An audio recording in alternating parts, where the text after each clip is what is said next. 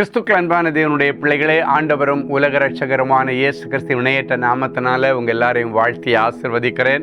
இந்த செப்டம்பர் மாதம் 23ஆம் தேதி மங்கள வார்த்தை நிகழ்ச்சி மூலமாக உங்கள் ஒவ்வொருவரையும் நேரடியாக உங்கள் வீடுகளிலே சந்திக்கிறது எனக்கு ரொம்ப சந்தோஷம். கர்த்தர் உங்களை ஆசிர்வதிப்பாராக. காலையிலேயே இந்த பிரச்சனையை தாண்டி என்னால் வர முடியலையே, எப்படி இந்த கமிட்மெண்ட்டை தாண்டி வெளியே வருவேன், எப்படி இந்த ப்ரோக்ராம் முடிச்சுட்டு வெளியே வருவேன், முன்னையும் போக முடியலை பின்னையும் வர முடியலை, ஸ்டக்காகி நிற்கிறேனே, ரொம்ப நாளாக எனக்கு இது ஒரு போராட்டமாகவே நடக்குதே என்றெல்லாம் சொல்லி தாண்ட முடியாத காரியங்களின் நிமித்தம், மீண்டு வர முடியாத காரியங்களின் நிமித்தம் காலையிலேயே எழும்பி உட்காந்து கண்ணீரோடு உட்கார்ந்து இருக்கிறீங்க.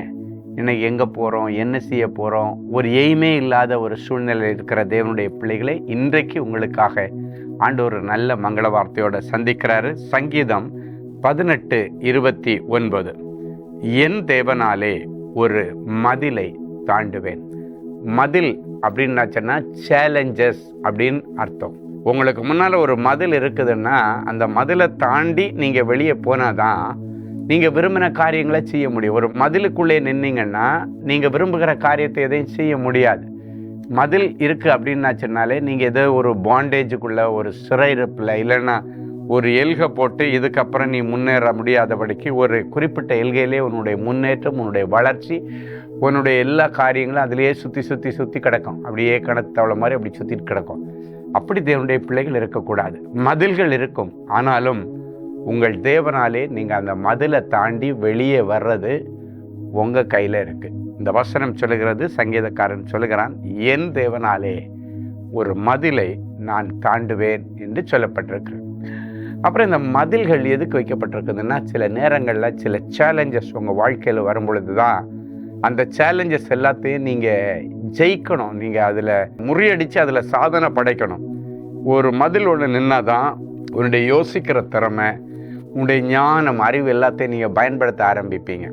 அப்படி எல்லாம் திறந்து கிடந்ததுன்னா உங்கள் புத்திக்கே வேலை இல்லாத மாதிரி ஆகிடும், உங்கள் அறிவுக்கு வேலை இல்லாத மாதிரி ஆகிடும், உங்கள் மூளைக்கு வேலை இல்லாத மாதிரி இருக்கும். அது பாட்டு திறந்த வீட்டில், நம்ம ஊரில் ஒரு பழமொழி சொல்லுவாங்க, திறந்த வீட்டில் நாய் பூந்த மாதிரின்னு சொல்லுவாங்க. அப்படின்னாச்சுன்னா சும்மா திறந்து கிடந்தா ஒன்றுதில் நாயெல்லாம் உள்ள வர எல்லாம் போகும். அப்படின்னா மதில்கள் இருக்கணும், அது ஒரு பக்கம் நமக்கு பாதுகாப்பு. அதே நேரத்தில் அந்த மதில்களை தாண்டி வெளியே போகிறதுக்கு நமக்கு ஞானம், அறிவு, புத்தி கண்டிப்பாக நமக்கு இருக்கணும். அப்போ அதுக்கு என்ன பண்ணணும்னா, அப்போ தான் மதில்னு ஒன்று இருந்தால் நம்ம உடனே ஆண்டவர்கிட்ட ஜெபம் பண்ணணும். ஆண்டவரே, இந்த மதில் எனக்கு முன்னால் ஜெரிக்கோ மதில் மாதிரி நிற்குது, இதை தாண்டி நான் போனால் எனக்கு அந்த சைடு கானான் வாழ்க்கை இருக்குது, நல்ல செழிப்பான வாழ்க்கை, ஆசீர்வாதமான ஒரு வாழ்க்கை, நல்ல ஒரு சமாதானமான வாழ்க்கை இருக்குது. ஆனால் இதை தாண்ட முடியலை, இந்த மதில் எனக்கு இந்த ஜெரிக்கோ மதில் மாதிரி இருக்குதுன்னு ஒன்று நம்ம என்ன பண்ணுவோம், ஆண்டவரிடத்துல ஜெபிக்க ஆரம்பிப்போம், துதிக்க ஆரம்பிப்போம். இதை தாண்டி போகிறது எப்படின்றது ஆண்டவரிடத்துல ஆலோசனை கேட்க ஆரம்பிப்போம். நம்முடைய மூளை செயல்படும், நம்முடைய இருதயம் செயல்படும். அப்போ என்ன ஆகுன்னா, இப்படி நிறைய காரியங்களை நீங்கள் ஒன்றா செயல்படுத்தி அதிலிருந்து ஆண்டவர் கொடுக்குற ஆலோசனையில் நீங்கள் தாண்டி வெளியே வரும் பொழுது உங்களுக்குள்ளால ஒரு பெரிய சந்தோஷம். பரவாயில்ல, ஆண்டவருடைய தயவுலான நான் இதை தாண்டி வெளியே வந்துட்டேன், உம்மாலே நான் ஒரு மதிலை தாண்டுவேன், உம்மாலே நான் ஒரு சேனைக்குள் பாய்வேன், உம்மாலே மதிலை தாண்டி வெளியே வருவேன். இன்னைக்கு எந்த சேனைக்குள்ளால விழுந்து கிடந்துட்டு தாண்டி வெளியே வர முடியாமல் இருக்கிறீங்களோ, இன்னைக்கு ஏசப்பாவுடைய கரத்தை பிடிச்சி நீங்கள் தாண்டி வெளியே வர போகிறீங்க. ஆண்டவரிடத்துல நல்ல ஆலோசனை கேட்கணும். மதில்கள் நிற்கும்போது இப்போ என்ன ஆலோசனை, இப்போ யோசுவா மூலமாக ஆண்டவர் ஒரு ஆலோசனை சொல்கிறாரு. இந்த மதிலை நம்ம 7 நாள் நம்ம சுற்றி வரும் பொழுது ஆட்டோமேட்டிக்காகவே அது இடிஞ்சு விழும். கடைசி நேரத்தில் பூரிகைகளை எடுத்து ஊதும் பொழுது, துதிக்கும் பொழுது, துதியினால் இந்த எரிகோக்கள் இடிஞ்சு விழும். இன்னைக்கு துதிக்கிற நேரத்தை அதிகப்படுத்துங்க. எரிகோக்கள் இடிஞ்சு விழுந்து கானான் உங்களுக்கு முன்னால் இருக்குது. நீங்கள் விரும்புகிற அந்த அழகான வேலை உங்களுக்கு முன்னால் இருக்குது. நீங்கள் எதிர்பார்த்து கொண்டிருக்கிற கானான் தேசம், நீங்கள் எதிர்பார்த்து கொண்டிருக்கிற கனவு தேசம் உங்களுக்கு முன்னால் இருக்குது. அதை போகிறதுக்கு உதவியாக இருக்கும். அதுக்கு முன்னாடி இருக்கிற விசா பிரச்சனைகளோ, பாஸ்போர்ட் பிரச்சனைகளோ, என்ன பிரச்சனையாக இருந்தாலும் ஆண்டவர் அது எல்லாத்தையும் கிளியர் பண்ணி பாலும் தேன் ஓடுகிற நலம் விசாலமான வாழ்க்கையில் உங்களை கொண்டு போய் சேர்ப்பார். சரியா?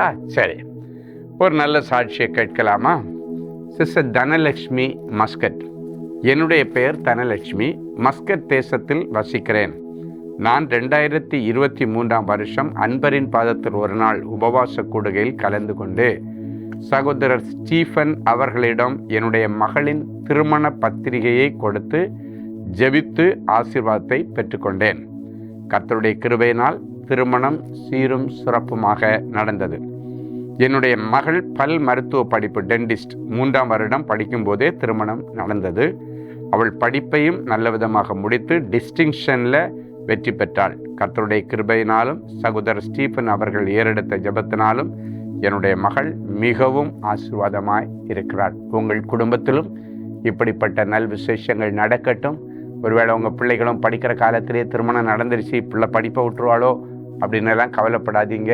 இந்த சாட்சியை பிடிச்சி ஆண்டவரே அவங்களுக்கு ஆஃப்டர் மேரேஜ் கூட படிப்பை முடிக்க உதவி செய்த ஆண்டவர் என்னுடைய படிப்பு பாதியில் நிற்காதபடிக்கு எனக்கு உதவி செய்யுங்கன்னு கேளுங்க. கர்த்தர் அற்புதம் செய்வார்.